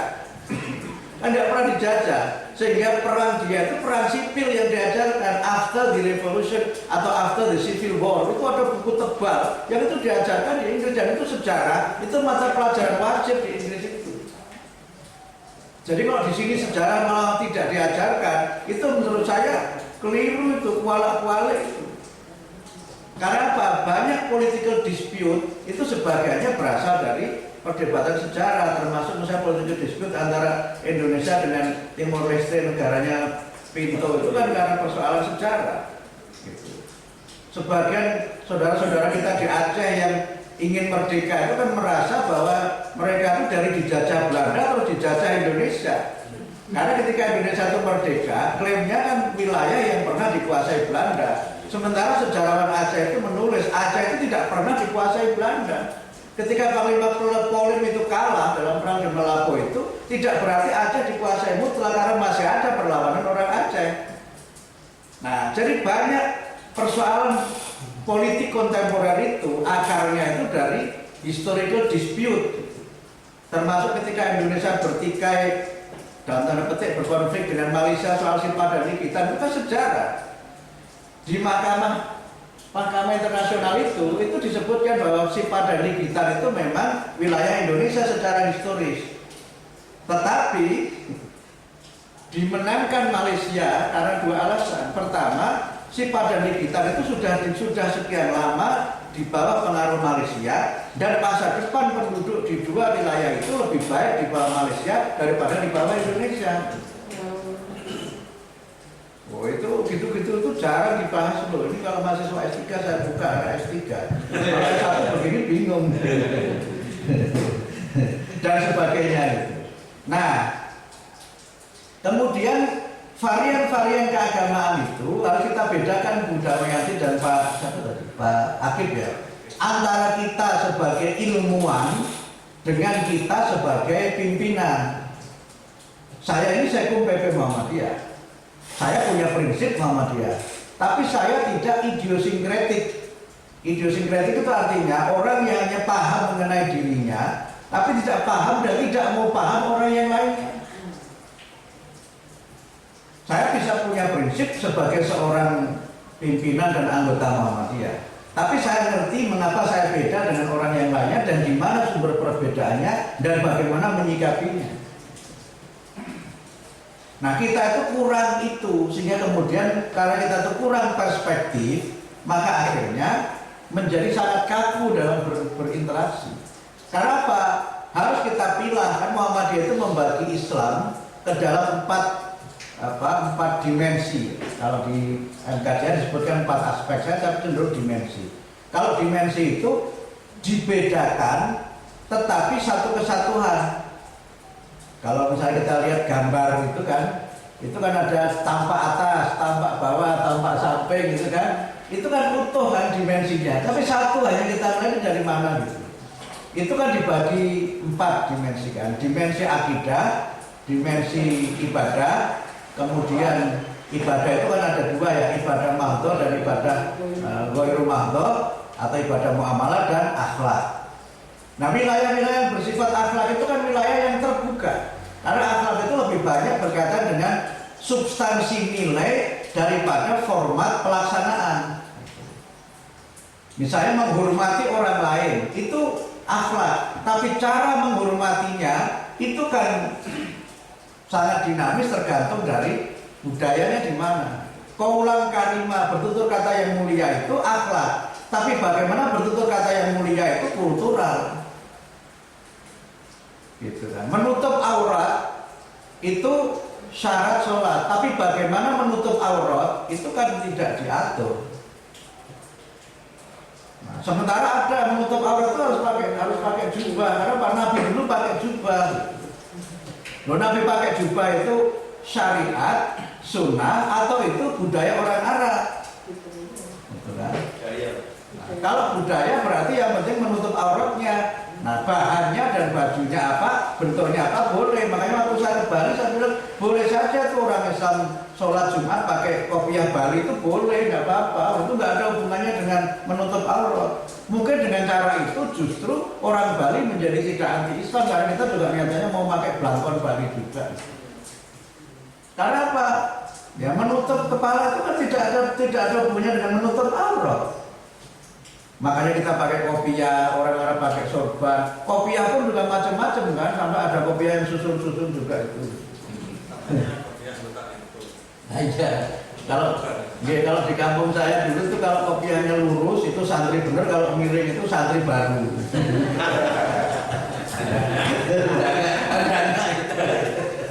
Tetapi sekarang kita lihat kopiahnya Gus Bah itu kan kopiah NU itu. Nggak ada orang Muhammadiyah kopiahnya kayak gitu kan, nggak ada. Tapi ceramah-ceramahnya itu kan banyak menguntungkan orang Muhammadiyah, ceramahnya Gus Bah. Karena apa? Beliau mengkaji agama itu dari teksnya. Nah, kalau orang itu one sided gitu, ya akhirnya dia memang menjadi sangat ekstrim. Sehingga dalam konteks ini orang bisa punya prinsip dan harus menunjukkan prinsipnya itu, tapi tidak boleh menjadi eksklusif di dalam dia itu berperilaku. Jadi kalau saya keluar negeri misalnya acara sampai sudah mulai jam 4, saya kalau harus itu di satu meja begitu, itu kan kita ada cheers gini kan. Nah itu kan kalau yang tamu-tamu yang tidak tradisinya mereka itu kan anggur. Saya tuh baru tahu kalau kita itu di table gitu, di apa itu gelas itu kan ada 3 jenis minimal. Yang gede, yang begini sama yang panjang. Itu nanti yang datang pertama itu anggur jenis apa, yang datang kedua anggur jenis apa, yang ketiga jenis apa, itu sudah ada ketentuan kulturalnya. Saya tidak tahu rasanya bagaimana karena saya nggak nyoba. Saya memang. Tapi nggak apa-apa, itu kan prinsip. Tetapi kalau kemudian harus cheese gini ya saya angkat, walaupun saya ngangkat air putih atau saya ngangkat saya minuman bersoda, nggak boleh sebut merek kan di sini. Kalau sebut merek nanti dikira acara ini disponsori oleh merek. Karena apa? Semangatnya itu cheese-nya itu bukan isinya harus sama. Karena itu maka di ruang mulia itu orang boleh beda-beda, nggak apa-apa dan tidak perlu malu-malu menegaskan kita seperti apa, tapi kita bisa menghormati. Disinilah sebenarnya kita kemudian bisa menjadi orang yang pluralis. Jadi pluralis itu definisinya tidak tunggal seperti yang didefinisikan MUI itu, yang mengatakan semua agama sama dan orang menjadi sinkretik dalam beragama. Enggak, pluralis itu artinya kita mengakui adanya kemajemukan di dalam orang itu beragama, kemudian kita menegaskan prinsip kita seperti apa, orang punya prinsip seperti apa, dan kita menyikapinya seperti apa. Makanya Pak Kunto itu di dalam bukunya menjelaskan begini ketika menjelaskan pluralisme positif itu dengan analogi begini. Ada tamu datang ke rumahnya. Tamu itu minum alkohol. Nah oleh beliau disediakanlah alkohol itu di kulkasnya, tapi beliau tidak mengambilkan alkohol itu. Kalau kamu punya alkohol, ambil sendiri di kulkas. Kita nggak minum. Nah kemudian ada yang bilang begini, loh kalau begitu berarti kita membiarkan dia minum alkohol dong. Ya nggak apa-apa, dia bukan orang Islam, kok dia memang punya keyakinan begitu kok gimana? Makanya kalau sudah puasa begini kan, saya pernah menulis artikel, tapi saya nggak diprotes. Tapi pernah ada yang menulis seperti saya, tapi diprotes. Saya nulis artikel judulnya itu menghormati yang tidak berpuasa. Umumnya kan menghormati yang berpuasa. Nah supaya dimuat saya bikin judul menghormati yang tidak berpuasa. Ini kalau orang nggak baca, marah dulu sudah. Tapi saya memberikan argumen bahwa ada orang yang memang tidak harus puasa. Pertama yang tidak berislam tidak harus puasa. Orang ayatnya berbunyi ya ayyuhalladzina amanu. Sehingga yang tidak beriman itu tidak terkena kewajiban puasa. Yang kedua, dia beriman tapi dia safar. Dia sakit atau dia lemah. Kan juga dia tidak harus puasa. Ya kan? Nah kalau semuanya itu tidak dihormati, yang musafir itu nggak dapat makanan padahal dia boleh tidak berpuasa. Dan jangan dikatakan kalau dia musafir atau tidak berpuasa itu imannya tipis. Enggak juga. Dia justru mengamalkan Islam yang sesungguhnya. Oh sudah traveling kok masih puasa. Makanya beberapa ulama mengatakan kalau orang itu traveling, musafir dan puasa itu malah haram puasanya. Coba baca di beberapa fikih. Makanya orang Muhammadiyah itu bepergian itu walaupun bepergian Jakarta Malang itu hanya 2 jam naik pesawat, dia nggak puasa, boleh kok. Dan jangan dianggap yang begitu itu tidak taat menjalankan ajaran agama membolehkan. Nah kadang-kadang ada orang yang itu kaku, terlalu kaku begitu. Kuat kok nggak puasa, ya memang kemudian ada pilihan wa antasumu khairul lakum. Tetapi jangan mengatakan yang tidak puasa itu tidak menjalankan ajaran agama. Nah ya begini-begini ini kan harus kita kasih secara lebih luas. Makanya orang Muhammadiyah itu kan berislamnya menjadi terbuka karena membahas agamanya itu syumuliyah kafah gitu. Nah, karena itu kalau ada mengatakan Islam kafah itu udkhulu fi silmi kafah, itu kalau kita baca tafsir Al-Marawi, udkhulu fi silmi kafah itu enggak ada hubungannya dengan penegakan hukum pidana mendirikan negara, itu enggak ada. Tetapi orang harus meyakini sebagai seorang muslim dan mengamalkan keberislaman itu dengan sepenuh ketulusan hati. Itu harus disebut dengan wala tamutunna illa wa antum muslimun. Kemudian yang kedua, Al-Marawi menjelaskan kafah itu artinya apa? Jangan bercerai-berai. Dan kemudian yang ketiga, harus kita utamakan ajaran yang bersumber pada Al-Quran dan As-Sunnah dan jangan terlalu mengedepankan pendapat golongan yang berlebihan. Ada sekitar 9 sih, tapi saya sebut itu saja. Nah, oleh karena itu maka dalam kaitan kita ini beragama, maka ada yang menjadi prinsip kita. Tapi sebagai ilmuwan kita bisa mengkaji, termasuk mengkaji Muhammadiyah juga. Muhammadiyah ini kan juga dinamis. Muhammadiyah dan politik. Wah, itu kan dulu awal-awal kan Masyumi, kemudian muncul Muhammadiyah P3, Muhammadiyah Golkar, muncul Muhammadiyah PDI, kemudian muncul Muhammadiyah PAN. Nah, sekarang nanti lagi muncul Muhammadiyah PSI, Muhammadiyah PSI, kemudian nanti muncul Muhammadiyah Umat, mungkin nanti muncul Muhammadiyah Pelita, atau lagi apa? Itu kan dinamis itu kan dinamis. Lalu sebagai peneliti kita melihat bagaimana nih orang Muhammadiyah menyikapi ini. Apakah ada polarisasi politik di Muhammadiyah? Kalau yang cenderung ke, misalnya tadi Mas David menyebut PSI, siapa yang ke situ? Alasannya apa? Yang ke PDIP yang disebut Marhanis Muhammadiyah itu, alasannya apa? Bagaimana? Apakah yang Muhammadiyah PDIP itu memang benar-benar tidak sholat atau sebagainya? Itu kan menarik diteliti. Jadi sebagai akademisi kita itu bisa meneliti apapun, termasuk meneliti Muhammadiyah sendiri. Nah, saya nggak tahu polosinya tadi Pak Profesor Rinal kan menyebut sejak awal sudah dibimbing. Nah, kalau sudah dibimbing itu nanti mudah-mudahan lulusnya tepat waktu. Nah, oleh karena itu maka dalam konteks kita berislam itu jangan kita menjadi Muslim yang mu'alafatul qulub itu. Kalau menurut saya tafsirnya bukan orang yang dulunya non-Islam masuk Islam, bukan begitu. Mu'alafatul qulub itu orang yang berislamnya lemah, walaupun sejak kecil dia itu Islam. Kalau orang yang berislam dengan cara dia mencari, seperti Muhammad As'ad itu kan bapaknya itu kan rohib Yahudi. Dan waktu muda Muhammad As'ad itu Yahudi. Nah, dia kuliah, kemudian mengambil jurusan filsafat, kemudian dia pelajari semua agama dan akhirnya dia tetapkan Islam sebagai agama dia. Nah, Muhammad As'ad itu yang waktu Duta Besar Ukraina KBP Mamre disebut sebagai tokoh Muslim dan Ukraina itu Muhammad As'ad itu yang terjemahan Qurannya itu The Message of the Quran itu, yang dia menulis semacam novel perjalanan ketika dia haji itu, Long Road to Mecca itu kalau kita baca itu seperti terbang, kita ikut ke bawah bagaimana dia berjuang berangkat haji, bagaimana suasana spiritual dia ketika dia haji, ketika melihat Ka'bah dan sebagainya itu menarik gitu, dan seterusnya. Sehingga kemudian kita bisa meneliti bagaimana keberislaman orang yang dulunya non-Muslim masuk Islam. Ya, seperti banyak kan orientalis yang akhirnya masuk Islam itu kan banyak.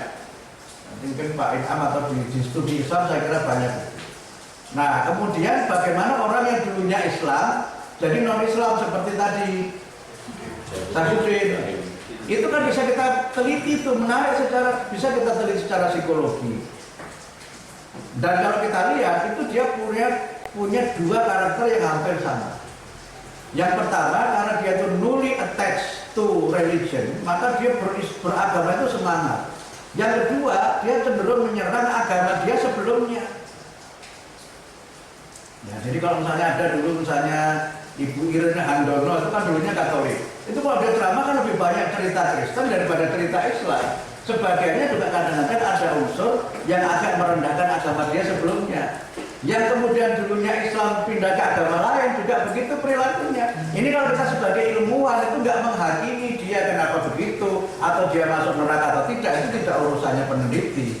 Peneliti itu menjelaskan kenapa dia jadi begitu, kemudian bagaimana keberagamaannya dan seterusnya. Nah, itu bedanya antara peneliti dengan yang tidak peneliti. Itu bedanya akademisi, ustadz yang akademisi dengan ustadz yang tidak akademisi. Nah, kalau saya ini nggak jelas. Saya ini nggak jelas. Profesor Ustadz. Nah, oleh karena itu, karena ini Bapak-Bapak Ibu sekalian mahasiswa S3, maka saya memang sengaja membuka banyak sekali pintu-pintu ini untuk diteliti. Dan mungkin mudah-mudahan dengan cara begini sudah mulai ketemu nih judul penelitiannya, yang pendidikan, yang syariat, yang hukum, yang politik sudah ketemu itu. Termasuk terakhir nih Pak, terakhir sebelum saya nanti ke acara PWN, soal perang Ukraina Rusia. Itu kan tiba-tiba seakan ini perang agama. Dan kita itu kemudian tiba-tiba menjadi agen Rusia. Ketika menyebar-nyebarkan propaganda Rusia itu ke medsos, kita terbawa tuh video yang sebelum menyerang tentara Rusia itu sholat dulu, gitu kan. Dan kemudian sholawatan, kemudian video Presiden Czechnya itu yang hafal Quran, kemudian ketika haji itu ke dalam Ka'bah, kemudian masuk Raudhah, itu tiba-tiba muncul. Yang ketika tidak ada perang ini, itu nggak muncul. Dan kita itu terbawa ini. Terbawa, kemudian digambarkan Ukraina itu presidennya Yahudi, agamanya ortodoks sebagian besar, padahal Rusia dan Ukraina itu sama-sama mayoritas itu Kristen ortodoks, sama-sama ortodoks, sama-sama ada muslimnya juga. Chechnya itu sebelum sekarang itu kan juga dianeksasi oleh Rusia, hingga kemudian sekarang dia menjadi negara protektorat dan sebagainya. Tapi kita terbawa, bahkan ikut-ikut share. Sampai kemarin ada seorang dokter senior mantan menteri kirim saya soal itu. Kemudian saya jawab, sudahlah Pak Menteri, urusan kita yang lain lebih banyak daripada ngurusi Rusia sama Ukraina sebenarnya. Makanya begitu Duta Besar Ukraina ke PP Muhammadiyah langsung kita terima lebih dulu. Dan dia karena sedang berdiplomasi, kan dia pintar. Dia tampilkan komunitas muslim yang banyak sekali di Ukraina. Dan saya kebetulan mengunjungi dua-duanya bersama Pak Edar waktu itu. Kemudian dia jelaskan bagaimana kedekatan Ukraina dengan Islam, sehingga saya dihadiahi itu puisinya Hamzah Fansuri, Sufi itu, gitu. Dan beberapa hal yang berkaitan dengan keislaman di negara itu namanya berdiplomasi. Tapi kita kemudian jadi terbawa. Nah, kalau kita sebagai peneliti itu kemudian melihat ini fenomena apa ini kok kita tiba-tiba ikut dukung Rusia, padahal dulu dikritik Rusia itu kan poros komunis zaman Soekarno itu kan. Poros komunis itu kan Indonesia, Jakarta, Beijing dan Moskow gitu. Kenapa tiba-tiba sekarang Rusia ditampilkannya Islam, tidak yang poros komunis pada akhir tahun 60-an gitu. Awal 50-an, awal 60-an. Kenapa tiba-tiba muncul itu? Nah, begini ini kalau peneliti menarik. Nah gitu, itu fenomena apa itu? Nah, saya baru membeli buku kira-kira sebulan yang lalu, judulnya itu Psychology of Stupidity. Psikologi kegoblokan. Dan ketika saya baca buku itu ternyata banyak orang yang pintar tapi begitu stupid.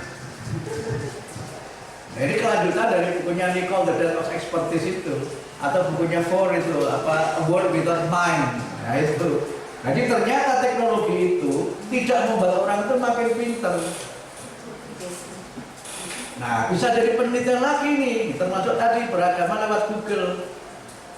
Nah, beragama lewat Google itu kan dia kan tidak mencari kebenaran, dia mencari pembenaran. Saya mau mencari dalil yang membolehkan kawin siri, dicari sampai itu ada. Bahkan sampai mencari dalil yang membolehkan orang tidak kawin itu juga boleh dicari, dalilnya juga ada. Nah, lalu sebagai peneliti kita bisa menjelaskan itu, tapi sebagai dai, lain lagi kan, sebagai dai kita harus bagaimana berdakwah di masyarakat yang seperti itu. Nah, itu sudah lain lagi Pak kemudian. Karena itu saya berkali mengatakan berdakwah itu jangan berdakwah yang induktif, yang deduktif. Tagnya berbunyi apa kita harus apa, tapi harus berdakwah yang kalau bisa itu induktif. Keadaannya seperti apa, kemudian kita harus memberikan dakwah kepada mereka dengan cara seperti apa. Itu yang dimaksud dengan hadis Nabi, khotibun nas ala qadri uqulihim. Saya kira saya harus berhenti di situ, Prof. Intan, karena sudah ada kode bahwa saya harus keluar sebelah untuk ceramah yang berikutnya dengan tema yang berbeda. Demikian, terima kasih. Mohon maaf jika ada hal-hal yang tidak berkenan. Saya akhiri. Wassalamualaikum warahmatullahi wabarakatuh.